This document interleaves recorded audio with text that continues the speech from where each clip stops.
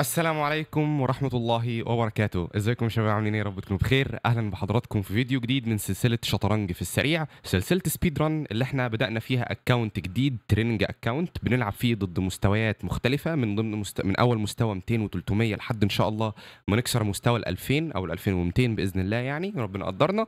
فيلا بينا فيديو جديد. اولا بس حابب اقول حاجتين بس بسرعة خالص. الحاجة الاولى اعتذار من القلب والله، يعني اعتذار فعلا بجد والله العظيم لحضراتكم على التاخر شويه في الكورسات، لان والله العظيم يا جماعه انا عليا بعد بكره امتحانين، يعني يوم الخميس ان شاء الله بعد بكره دعواتكم معايا ان شاء الله في الامتحان يوم 28. عليا امتحانين، امتحان كلينيكال باثولوجي وامتحان الراديولوجي، يعني اخر سنه ليا في طب خلاص يعني تمام. فعاوز اعدي الدنيا على خير ان شاء الله، فالواحد مضغوط شويه في المذاكره. فانا كنت والله ناوي ان انا انقطع تماما عن السوشيال ميديا وعن اليوتيوب وكده، ولكن ما حبيتش يعني اقطع معاكم خالص، اللي هو اغيب عنكم يعني بالبلدي كده. وقلت اعمل سلسله سبيد رن لانها مش بتاخد وقت، هو بس الفيديو وانا بصور وخلاص، عكس مثلا الكورسات. الكورس بيتطلب ان انا مثلا اجيب الكتاب واحط البوزيشنز قدامي وابدا يعني اترجم الكلام اللي شرحه واحاول، فاهمين الفكره؟ ولسه عاوز مونتاج، فاقل فيديو من الكورسات التانية بياخد 6 7 ساعات والله العظيم، ده المتوسط الافريج. لكن سلسله فيديوهات سبيد رن مش بتاخد وقت كبير، هو بس الفيديو اللي انا بلعب وبحلل الجيم وخلاص يعني تمام. عشان كده ما حبيتش انقطع وقلت اكمل شويه في سلسله سبيد رن لحد ما ان شاء الله نخرج من زنقه الامتحانات دي، وربنا يعدي الامور على خير باذن الله يعني تمام. تاني حاجه، بعد الاعتذار هو شكر، يعني شكر من القلب والله العظيم على 80,000 مشترك. يعني بجد بجد يا جماعه والله العظيم ما تعرفوش انا فرحت قد ايه والله، يعني شكرا جدا جدا يا شباب على 80,000 مشترك، ده رقم كبير جدا جدا بالنسبه لي والله. الحمد لله احنا جبناه في حوالي سنه او اقل من سنه، يعني انا بدات تقريبا في نفس الوقت ده السنه اللي فاتت، بدات تقريبا في بدايه شهر 8 السنه اللي فاتت لما بدات سلسله تعلم الشطرنج من الصفر للمبتدئين. الحمد لله رب العالمين، يعني الحمد لله الحمد لله 80,000 ده رقم كويس جدا باذن الله، يعني بامل يعني او بدعي ربنا ان شاء الله ان احنا نوصل ان شاء الله يعني 100,000 قبل نهايه السنه. ده طبعا بتوفيق ربنا اولا ثم بمساعدتكم ثانيا يعني تمام. فيعني ان شاء الله نوصل 100,000 قبل نهايه السنه ان شاء الله، قولوا ان شاء الله معايا وعارفين ان احنا قدها ان شاء الله تمام. يلا بينا نبدا فيديو جديد من سلسله شطرنج في السريع. طبعا احب افكرك لو انت مستفيد من السلسله دي وشايف انها بتفيدك، هي بالفعل بتفيد، لان انا مش انا اول حد عملتها، يعني اجانب كتير بيعملها، هيكارو ناكامورا بيعملها، دانيال ناروتسكي، الكسندر بورتنيك، ناس كتير جدا بيعملوها حتى في العرب، كمان جاسم تشيسي بيعملها في العرب، عندك دكتور نوفل بيعملها اللي هي سلسله اهلا في السريع، فناس كتير جدا جدا بتعملها. طبعا شكر خاص لدكتور نوفل على دعمه لينا، وشكر خاص طبعا لاي حد بيعمل لايك وسبسكرايب ويقول رايه في التعليقات. يلا بينا نبتدي بسم الله. عملت تعديل بسيط كده في جوده الكاميرا، ما اعرفش ملاحظينها ولا لا، يعني اظن يعني ان شاء الله بحاول اخلي الموضوع بروفيشنال اكتر، يعني في قدر الامكان في قدر الماديات اللي معايا يعني، فانا عدلت حاجه بسيطه كده في جوده الكاميرا والاضاءه. ما اعرفش حاسين باختلاف الجوده ولا لا يعني، ولكن قولوا لي رايكم في حاسين باختلاف الجوده ولا لا في التعليقات يعني تمام. وقف الفيديو كده وتعال قول لي في التعليق وارجع تاني تمام. طيب انا من عادتي دايما في معظم الاوقات بلعب دي 4. طبعا احنا لو حد مش فاكر احنا وصلنا 1200 قبل اخر مره يعني تمام. ف دي 4. طيب هات لي تلعب دي 4، والله انا عاوز العب دي 4 لان انا اللي مذاكرها، ولكن اي 4 يعني زي ما بيقول لك كده از ذا بيست باي تيست، هي اكتر نقله زي ما بيقول لك بوبي فيشر، بيست افضل نقله باي تيست عن طريق التجربه او عن طريق الاختبار. طيب ليه اي 4 كويسه جدا؟ لان ببساطه اي 4 هي اكتر نقله بتتحكم في الوسط واكتر نقله متحديه. طبعا النقله دي غالبا هو عاوز يلعب اشكال المودرن او اشكال البيرك ديفense. طيب تلعب ايه يا عم اسلام؟ انا بلعب على النقله دي 4. اي نقله ما بتتحكمش في الوسط فانا ببساطه اللي بتحكم في الوسط. للاسف هو عمل ترانسبوز لدي 4، يعني كاني لعبت دي 4 بعد كده لعبت اي 4. طيب هو طالع طالب البيدق ده. في الناس بتحب تلعب الاف 4 اسمه الاوستريان اتاك، ولكن انا هلعب نايت على السي 3 عشان احمي البيدق ده. في نفس الوقت لو دفع البيدق ده وطلع بالحصان ده فانا عامل له فخ بسيط، اظن ان انا عرضته قبل كده الفخ ده تمام. لو وقع في الفخ ده فاحنا هنلعب جيم تاني، لو ما وقعش فيه ما وقعش في الفخ ده. طيب هفهمكم حاجه هنا في الاشكال اللي زي دي. طبعا هنا انا من اول هنا انا مش محضر حاجه والله العظيم، يعني كنت محضر ضد الدي 6 دي 6، بعد كده هطلع بالبيشوب هنا نايت على الاف 6، واظن دي تحضيره احنا عرضناها قبل كده يعني تمام. طيب في الاشكال اللي زي دي انت المفروض تعمل ايه، او ايه الابروتش او ايه النهج اللي انت هتعمله؟ المفروض ان انت تحاول تامن ملكك، بعد كده تهجم على اشكال الفيانكيتو. يعني ايه اهجم على اشكال الفيانكيتو؟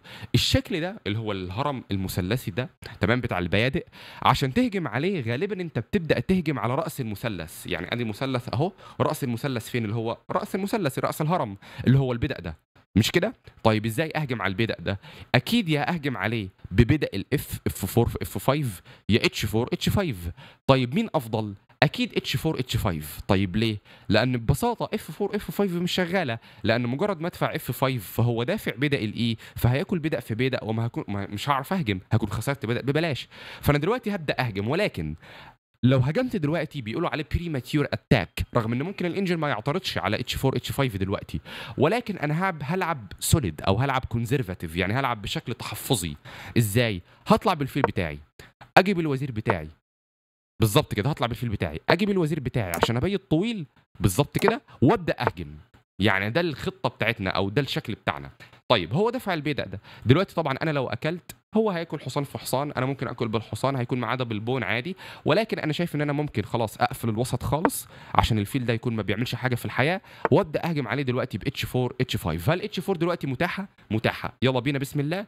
اتش 4 يعقبها اتش 5. طب ايه الفايده؟ ان انا بفتح على العمود. هتقولي ثانيه يا عم اسلام، طب هو على كده منع ان انت تلعب اتش 5؟ هقول لك بسيطه، جي 4 بدأ مجاني، ليه كده؟ عشان عاوز العب اتش 5.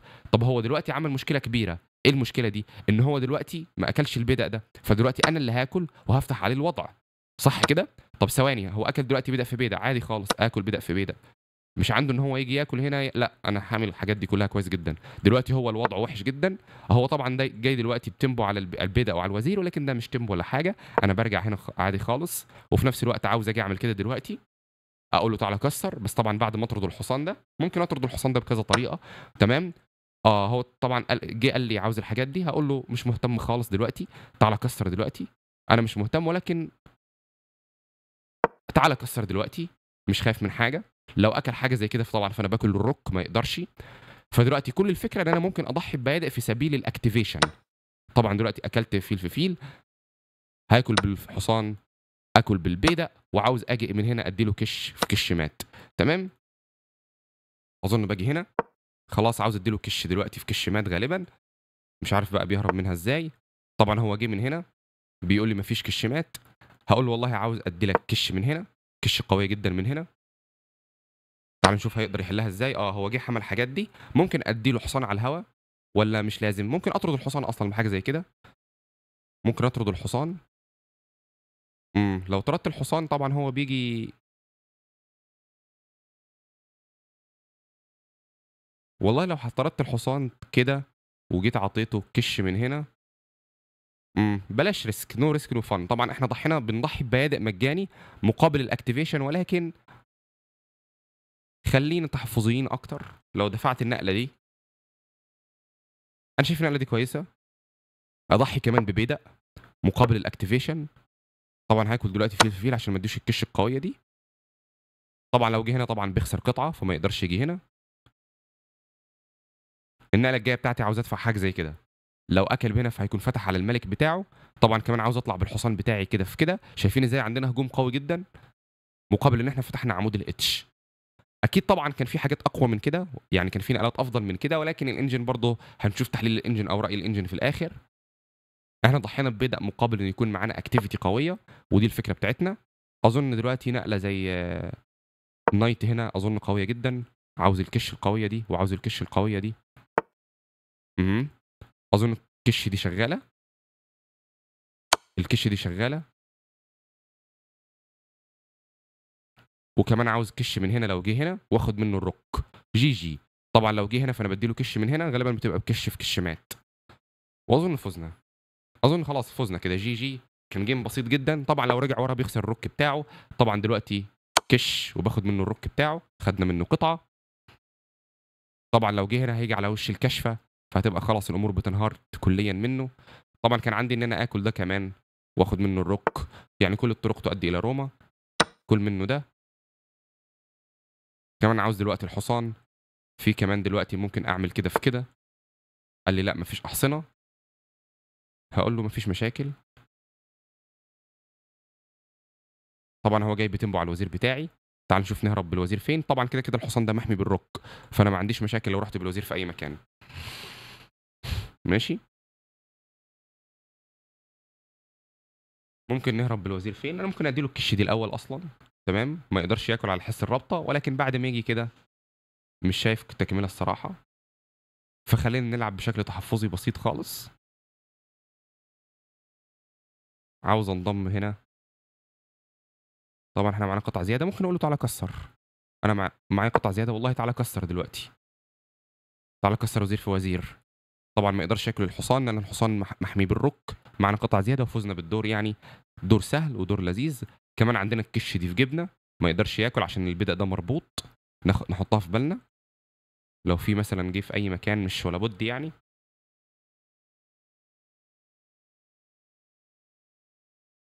كمان عندنا افكار لو الفيل ده مشي، عندنا بريليانت موف ان انا اكل هنا، ولو اكل بدأ في بدأ اكل منه الحصان. دي افكار.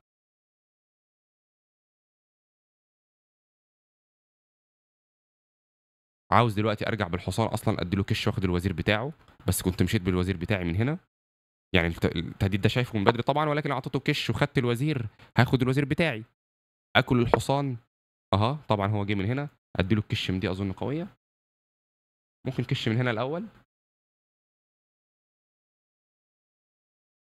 كش من هنا الاول، طبعا هو مفيش تهديد واضح هنا صراحه يعني.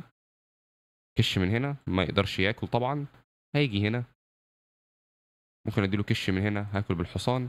اديله كش من هنا الاول، شوف الدنيا بتقول ايه بعد كده. ما يقدرش يرجع لورا بسبب الوزير. ماشي. طبعا هنا ممكن اعمل له بريليانت موف بسيطه، مش بريليانت قوي، ان انا اكل البدأ ده. ولو اكل بدأ في بدأ فانا باكل بالحصان بكش وباخد منه الوزير. لو ما اكلش انا ممكن اصلا اضحي اصلا بالظبط كده، فدي طبعا بلندر لان بعمل له كش وباخد منه الوزير. جي جي جيم سهل، ما كانش فيه اي افكار. كنا محتاجين جيم اكتر من كده، اقوى اكتر من كده شويه، ولكن هنشوف الافكار بتاعتنا هنا. ممكن اصلا نفكر نديله كش مات، ولكن بلاش فلسفه. تعال ناكل الوزير ونكمل الشطرنج الجيم عادي بتاعنا. ممكن اديله كش من هنا واخد منه الفيل، وبعدها اخد الحصان وبلملم القطع كلها يعني تمام. ممكن كمان اديله الاول كل فيش وقت خلاص. كله بعد كده كل ده كل ده. اديله كش مات كش كش آه كش. عاوز كش مات كش مات. جي جي. جيم سهل، ما كانش فيه افكار قوي الصراحه. تعالوا نحلل الجيم ونشوف ايه الاخطاء اللي احنا عملناها ونتعلم منها ان شاء الله. ماشي، تعالوا نحلل الجيم يا شباب مع بعض. لعبنا بدقه 81%، مش احسن حاجه. تمام، هو موقع عن تشيس دوت كوم يعني فاهمين اللي هو لو نقله كده ضيعت افضليه يحسبها لك مش احسن حاجه يعني، ويديك دقه قليله. تمام. صفر بريليانت، عملناش بريليانت، لكن عندنا نقله جريت موف، نقله عظيمه. عندنا 16 نقله بيست موف على الانجن. عندنا 6 نقلات اكسلنت، نقلات ممتازه. 5 نقلات جيدين. 3 نقلات بوك موف، نقلتين غير دقيقتين، ونقله ميستيك ونقله ميسد موف. تعالوا نتعلم بقى من الاخطاء دي. طبعا التحليل مهم جدا، يعني احنا مش بنتعلم بس من الجيم، انا كمان بستفاد من التحليل وبستفاد من الاخطاء بتاعتي. فالتحليل مهم جدا يا جماعه، هو لازم تحلل الادوار بتاعتك. فتعالوا نعمل ستارت ريفيو ونشوف ايه الاخطاء. تعالوا نشغل الانجن عشان نشوف ايه الاخطاء اللي احنا عملناها. ماشي. اي 4 جي 6 دي 4 بيشوب جي 7 نايت على السي 3، ده كله بوك موف. لو حضراتكم ملاحظين مع الابيض تفوق نص من البدايه، يعني شايفين كده في تفوق نص مع الابيض من البدايه، ولا 6 من 10. اي 6 مش احسن نقله. انا لعبت تاني افضل نقله على انجن بيشوب على الاف 4، يعني بيشوب على الاف 4 تاني افضل نقله على انجن. الانجن بيجيبها اهي بقى، خلاها الثالثه الثانيه. الثالثه الثانيه متردد. بيشوب على اف 4 نقله كويسه جدا تمام، يعني ده سيت اب انا بلعب بيه دايما الصراحه. في ناس بتحب تلعب دايما نقله الاف 4 اللي هي نقله الاوستريان اتاك تمام. ولكن الانجن لو حضراتكم ملاحظين مرشح من دلوقتي ان بيست موف هي اتش 4 مباشره. على فكره وانا بلعب قلت ان اتش 4 دي بيست موف دلوقتي، ولكن انا مش هلعبها. قلت امن الملك بتاعي الاول وبعدين اهجم، مش كده؟ ماشي. بيشوب اف 4 نايت على الاي 7، طلع بالحصان بتاعه، غالبا بيحضر لنقله الاي 5. تيكس ياكل بالحصان تقريبا، وبعد ما ياكل بالحصان ياكل بالوزير ويأكتف القطع بتاعته. فدي الفكره بتاعت نايت على الاي 7. انا لعبت بيست موف على الانجن كوين على الدي 2. بيست موف اهي، اول نقله على الانجن كوين على الدي 2 تمام. فكرتها دلوقتي ان انا عاوز في المستقبل لما اهجم ب اتش 4 اتش 5 اجيب الفيل ده هنا، وبعد كده انضم بالوزير واهجم بالروك والوزير على بالروك والوزير على العمود من على العمود بتاع الاتش. وده فعلا اللي حصل. بيت لعبنا بيست موف على الانجن، اول نقله على الانجن تبييض طويل. الحمد لله معانا افضليه 1.3 من 10 واحنا لسه في الافتتاح. طب هل انا حافظ الكلام ده؟ لا مش تحضيره، انا مش حافظ خالص الحاجات دي والله، مش محضرها تمام. انا عارف بس ان اتش 4 هي معروف ان دي فكره هجوم فنطبقها. الخصم لعب دي 5 بيست موف على الانجن. لعبت ايه هنا؟ الانجن كان بيقول لي يا عم ادفع اتش 4 على طول. طب ولو اكل بدأ في بدأ اظن غالبا الانجن هيرشح اتش 5 بالظبط، ادفع اتش 5. الانجن مش مهتم بالبيدق ده، يعني هنا الانجن فكرته ان الهجوم اللي على عمود الاتش اقوى بكتير من البادئ اللي انت عمال تاكلها. تمام، لكن انا قررت العب اي 5 الاول، اقفل الوسط، ما كانتش افضل نقله، دي نقله ان اكيوريت. طب ليه نقله ان اكيوريت؟ لان عليها سي 5، شفتها سي 5 ببساطه بتهجم على البيدق اللي حامي القطعه دي، اللي حامي البيدق ده. فانا دلوقتي لو اكلت فوضعي مش احسن حاجه، لانه مثلا بيلعب بي 6، ولو اكلت بياكل مثلا بالوزير او بيطور القطع بتاعته، يعني مثلا معايا تفوق 3 من 10 4 من 10، لكن النقله كانت مش ادق حاجه. الانجن بيقول لي انت اخرت هجومك، عشان كده كان المفروض العب اتش 4 مباشره، ولو اكل بدأ في بدأ بلعب اتش 5 على طول وبهجم عليه. طبعا لو اكل كده فهو بيخسر، لان بلعب تقريبا بيشوب على الاتش، هنا بيشوب على الاتش 6 تيكس باكل وخلاص. انا الهجوم بتاعي ده يعني انستوببل، ما يقدرش يوقفه يعني اظن يعني. تمام، فالمهم انا قررت العب اي 5، ما كانتش افضل اختيار اي 5. نايت على الدي 7 نقله كويسه جدا. لعبت دلوقتي الاتش 4 بيست موف على الانجن اتش 4، ودي فكره الهجوم على الفيانشيتو اللي قلتها لحضراتكم. يعقبها اتش 5 جي 4 بيست موف على الانجن، بدأ مجاني. ادي فكره البدء المجاني. طب ليه ده اعطيته بدأ مجاني؟ لانه دلوقتي لو اكل تمام، فانا بلعب اتش 5 بقول له مش مهتم بالبيدق. لو هو اكل شكرا، لو اكل بدأ في بيدق فانا ممكن العب بيشوب على الاتش 6 وممكن اكل الاول. تمام، وبعد كده يلعب اي حاجه، يخليه يلعب اي حاجه، بلعب بيشوب على الاتش 6 تيكس وبديله كشمات في نقلتين ما بتتحلش، او في نقله هجوم فتاك يعني انستوببل يعني. تمام، فانا دفعت البيدق بيست موف، هو ما اكلش شكرا، انا اللي اكلت. اكل هنا، اكلت بالوزير، جه بتيمبو، رجعت بيست موف على الانجن، ارجع على الوتر ده عشان نفس الفكره بتاعتي، عاوز اجي بالفيل. الحمد لله تقريبا لعبنا كل النقلات بيست موف على الانجن. النقله دي بلندر. النقله دي بلندر صح. النقله دي بلندر ما خدتش بالي منها خالص، ان انا باجي بفورك بقول له هات الحصان بتاعك وهات الوزير بتاعك، عشان كده الانجن حسب لي بيشوب على الاتش 6 نقله ميسد موف. انا كنت مركز على الهجوم وما شفتش الفورك ده، معذره يعني، معذره. خلاص النقله دي كانت بتفوز برضه، ولكن انا كنت مركز اكتر على الهجوم، فلعبت بيشوب على الاتش 6. ما زال معايا تفوق يعني، شوف والله رغم ان انا ضيعت نقله يعني، بس بدل ما كان معايا تفوق 4 بقى معايا تفوق 2.5، ما زال وضعي افضل. تمام، جيب الحصان بتاعه، انا اكلت بالبيضة عشان افتح العمود ده للرك بتاعي، اهو بقى معايا تفوق 4 وخلاص يعتبر كسبنا الدور. اكل، جيت بالوزير بتاعي عاوز اديله كش، كينج على اف 7. هنا ما كنتش عارف اعمل ايه، صراحه يعني. اف 4 الانجن بيقترحها، نايت على اف 3 برضه كويسه، بحيث ان انا عاوز ابرينج مور بيسز انتو ذا اتاك. تمام، يعني ياسر سيروان لو عارفينه يا جماعه، ده مدرب فابيانو كاروانا، وهو من سوريا ولكن واخد الجنسيه الامريكيه، اسمه ياسر سيروان. ليه مقوله مشهوره بتقول ايه بقى، مش فاكرها بالظبط والله، بتقول ايه يعني، بتقول when you make a party، يعني لما تعمل حفله let everyone come in. يعني الراجل بيديك تشبيه بلاغي، يعني اللي هو لما بيكون في حفله اعزم يعني خلي الناس هات الناس كلها معازيم. يعني ايه، يعني ايه حفله ومعازيم؟ بتتكلم عليه اللي هو قصده لما يكون في حفله، يعني لما بتهجم على الملك فاهجم، يعني خلي كل القطع معازيم تكمل هجوم. عشان كده هنا نايت على الاف 3 هي بيست موف. ايه فكرتها؟ ان انا اجيب نايت على جي 5 اديله كش وهيكون وضعي ممتاز خلاص، يعني بدخله في اشكال متات. تمام، يعني مثلا لعب حاجه زي كده فاظن فيها متات دي، بعد هنا بكش يدخل هنا تقريبا، باكل هنا ده بكش، وفي كشمات تقريبا في نقله. بعد النقله دي بلعب دي كشمات اظن يعني، خلاص دي كشمات، يغطي ده بكشمات يعني، خلاص الوضع بينهار يعني. كل ده هجوم، هو اصلا طول الوقت الاسود عمال يدافع ما عندوش نفس اصلا. ولكن انا قررت العب بيشوب على الدي 3، عاوز اديله كش من هنا، مش افضل نقله لان انا سبت له بيدق، ورغم ان انا سبت له بيدق ولكن معايا تفوق 4.5. انت متخيل انا سبت له بيدق كامل، ودي بيست موف ان ياكل البيدق، معايا تفوق 4.5 وانا سايب له بيدق. ايه يا عم اسلام، ازاي الانجن اعطيك تفوق؟ لان دلوقتي الهجوم بتاعي فتاك خلاص، بسبب ان انا فتحت على عمود الاتش. اف 4 نقله ممتازه، اكلت بالروك بيست موف. طب اشمعنى بالروك مش بالبيدق؟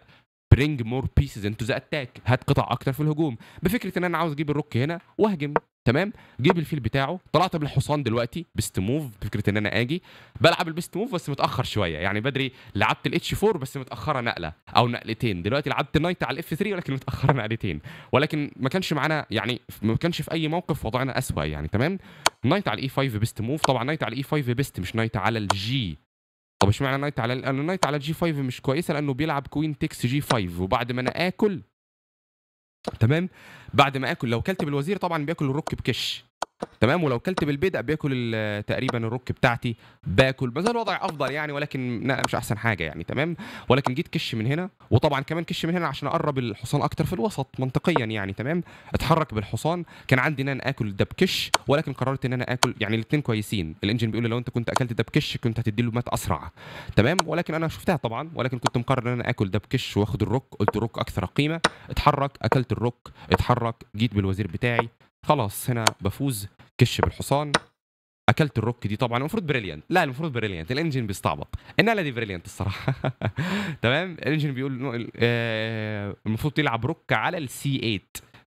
تمام، وروك على السي 8 بيستموف في الشكل ده عشان يفتح نفس للملك. تمام، ويسيب لي بقى الحاجات كلها. المفروض صراحه دي بريليانت يعني. تمام، اكلت بكش، خدت الوزير وخلاص كسبنا الدور. كش، اكلنا كش، كش كش في كش مات. كان جيم سهل، ما كانش فيه اي افكار صعبه. اتمنى تكونوا استفدتوا واستمتعتوا. ما تنساش تقولوا لي رايكم في جوده الكاميرا الجديده. معلش بس المكان بس مش احسن حاجه، محتاج يترتب شويه، ولكن بس شغال بمذاكره والله في دوش امتحانات. معذره لو الفيديو قصير شويه، يعني في العاده انا بعمل فيديوهات اطول من كده شويه يعني، بنلعب اكتر من دور، ولكن بس عملت فيديو قصير عشان زي ما قلت لحضراتكم عشان ما نقطعش، بس عشان ورايا مذاكره والله. فدعواتكم معانا ان شاء الله في المذاكره. ما تنساش لو عجبك الفيديو تعمل لايك وسبسكرايب وتقول لنا رايك في التعليقات. اشوفكم فيديو جديد ان شاء الله. هنستكمل جميع الكورسات، محدش يعني يقلق، هنستكمل والله جميع الكورسات، ولكن معلش حظكم واقع مع واحد في طب، يعني اعمل ايه طيب؟ لو كنت في كليه تانية اخف شويه كان هيكون عندي متسع من الوقت يعني، ولكن طب كل يوم امتحانات يعني فربنا يعني يكون في عون الجميع ان شاء الله. اشوفكم فيديو جديد، والسلام عليكم ورحمه الله وبركاته.